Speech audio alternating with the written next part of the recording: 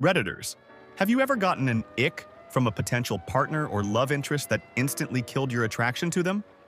If so, what happened? Story 1. On our first date, while I was filling up gas, she started going through my phone. I saw her reading my text messages as I continued to pump gas. I'm a fairly open person with little to hide, but I value trust and honesty. As soon as the pump clicked, she quickly put my phone back. I skipped our dinner plans and dropped her off at home. If I can't even trust you with my phone, I can't trust you with my future. What happened next? I didn't address it immediately. She didn't realize I was driving towards her house until we were almost there, with maybe 2 minutes left together.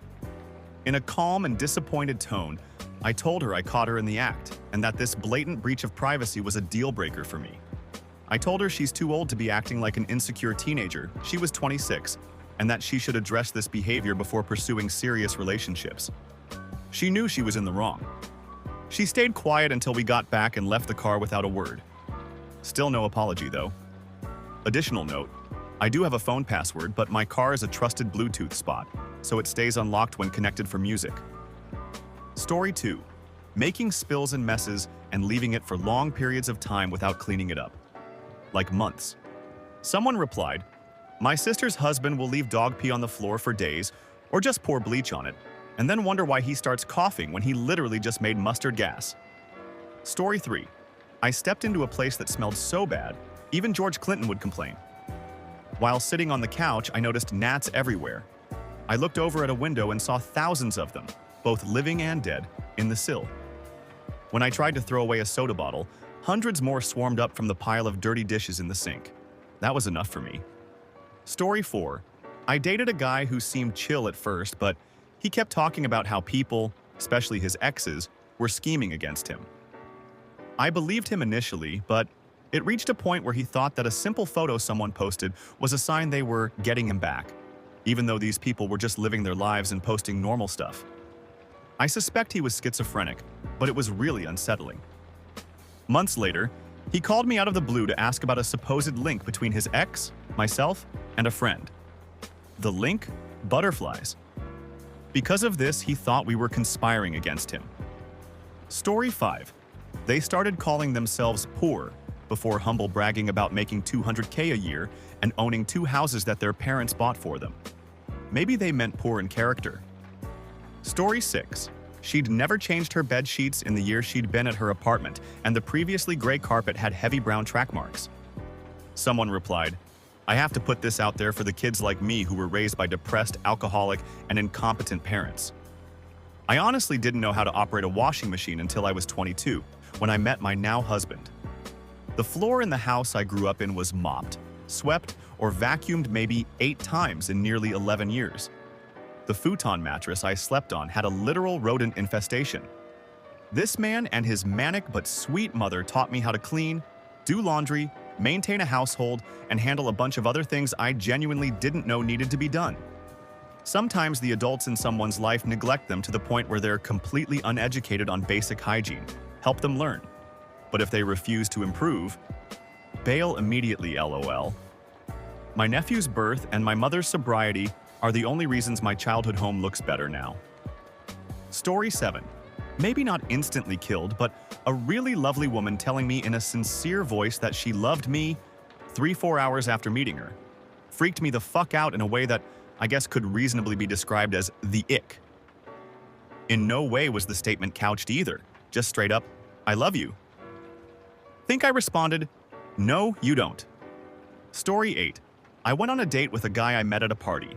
He made me prove that I liked Lord of the Rings by quizzing me on quotes, asking who said what. Then, he pulled out a notebook filled with really poorly drawn anime characters and asked if he could draw me. He was much shorter than me and asked if it bothered me. I said no, and he responded, "Good, I like Amazonian goddesses." He kept trying to put his jewelry on me despite my protests. When he asked what I wanted to order for food, he ignored my choice, ordered something else for me, and got frustrated when I didn't eat it all. He referenced being arrested, made me guess what for, and when I refused because I didn't know him well enough, he said GBH, grievous bodily harm. He was a trainee doctor and asked if I'd ever broken any bones. When I said yes, he told me he was going to look up my x-rays. And the icing on the cake? When I wanted to leave, he got my knee-high boots, slipped them onto my feet, zipped them up, and said, "You should always be treated like a goddess." My Morticia Adams. All in one date. Story 9. I went on a date with a girl who seemed perfectly fine. She was really nice, made interesting conversation, and clearly cared and put effort into the date. But halfway through, she got a call on her Bluetooth headset, which I hadn't even noticed beneath her hair. I don't know why, but it turned me off so quickly. It was a coworker calling, and she started discussing some stressful topic, planning a meeting or something. They got close to arguing, and she kept rolling her eyes and half winking at me every time the coworker said something that annoyed her. She ended up saying she'd just seen a car crash and had to run, which weirdly got me back into her a bit since that's a slick move. But then she immediately called another coworker to complain about the first one, and kept winking at me. This was all on a Saturday morning, by the way. One of the weirdest dates I've ever been on. Story 10. My brief GF bought me some hair care products before she came over because it was right by her house. In return, I said I would go grocery shopping and make her a nice dinner. I thought this to be an even exchange. That night, I found her looking through my trash for the receipt for the groceries to make sure that the $30 she spent on me was equal to the amount I spent on her dinner. Story 11. Literally every single problem she had was someone else's fault. Even when there was proof it was her fault, she would argue nonstop that it was someone else's. She got in a car wreck and called insurance over and over again to tell them that it was the other person's fault. They checked the computer in her car because it saved her speed. She was going right before the wreck. It told them everything they needed to know, and she still denied it. Story 12. She started trauma dumping on me. And after telling her multiple times that I wasn't comfortable talking about this in an extremely public place with kids around, she just kept going. She went into extreme detail too, showing me pictures and stuff. When I mentioned getting therapy, she said that she didn't want to change. Hard pass. Story 13. Went on a date with an outwardly normal girl. We started kissing and getting frisky back at her place, and she started meowing and acting cat-like. It was little mules at first, then leading on to her stopping, licking her fingertips and grooming her ears. She saw me make a face and questioned why I'd made a face. I was straight up and said, "Because you're pretending to be a cat." She said, "Oh, was I? Sometimes it takes over when I'm horny." We tried again, she mewed again, and I noped out of there pretty quickly after that. Story 14. She constantly thought everyone wanted to bang her all the time, even strangers. Story 15. In college, I was seeing a girl who lived in student residence with me, but on another floor. She would always talk about how another guy, Tom, on her floor, was obsessed with her and would show me texts between them. She said she only talked to him because he's harmless and that they're friends. I never met him. After a week, her ex-friend from high school pulled me aside and told me not to trust her. She said that the girl I was seeing is a notorious liar and that Tom doesn't exist. That she added her own number in her phone as Tom, would text herself, and then delete the sent messages. The only reason her ex-friend knew is because she saw the text message exchange happen in the reflection of a mirror when they were in the same room. I was close with front desk and asked if they could look up the names from that floor.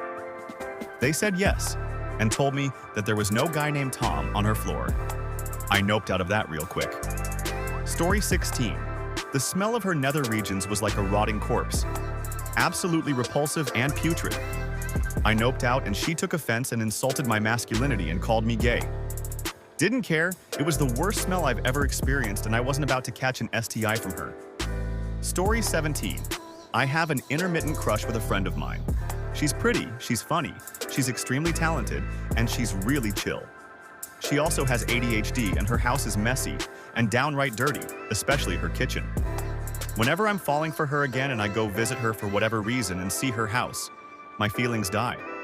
They eventually come up again, months later, after I've forgotten how messy that house was. Story 18. She started to set up the relationship in a way that made me her emotional punching bag, to where I was to blame for any bad feelings she had. Nothing I could do or say in those moments could ever help the situation, because that wasn't my purpose in her life. I was the distraction from her own issues she refused to acknowledge. Her extreme moods weren't because of her or her past. but it was because I said something the wrong way or laid on the clean sheets with a sweaty body. The ick came about when I realized, at 40 years old, that this has always been the pattern in my relationships with women, and it has everything to do with how my mom treated me. She had her own massive trauma from being horribly abused as a child, but used that as a shield to use me as her emotional and physical punching bag when she was in a bad mood. "You're not being abused. I was abused," was a line I heard constantly as she beat me on a regular basis. Once I saw that for what it was, it disgusted me, but it also changed how I handle relationships now. And now, I'm happily married for 2 years to a wonderful woman who never does that to me. Story 19. Found out the reason he rented the house next door to his parents was so his mom would make his meals, wash his clothes, etc. Had the audacity to say, "Let me call my mom," when I mentioned I was a little hungry. Story 20. Putrid smell between the legs. Insta no. Played with her phone quite a lot. Even when she herself was talking, she was texting, scrolling at the same time. It was honestly kind of skilled, not gonna lie. Didn't seem capable of holding a conversation unless it was about her or her Instagram fame. Chick had maybe a couple hundred followers. Berated a bartender for an honest mistake and demanded she get her money back. Scoffed at a waiter because the food wasn't to her liking. She wanted a juicy steak but ordered well done and wanted zero pink in the meat. Turned into an argument at the table and she blamed everyone but herself for the order she made. Wouldn't reciprocate foreplay or anything, really. Was a pillow princess dead fish. Smacked her dog, discovered she was actually mistreating the poor thing and my boy actually ended up getting it rescued. That was a ride. Yelled at her father over the phone. Like berated the poor man. I've got a laundry list, but I'll stop here. As you can probably tell, I've got more L's than W's. People are wild these days. That concludes today's stories. If you like stories like these, please make sure to like and subscribe for more. If you have any opinions on these stories, let me know what you think in the comments below.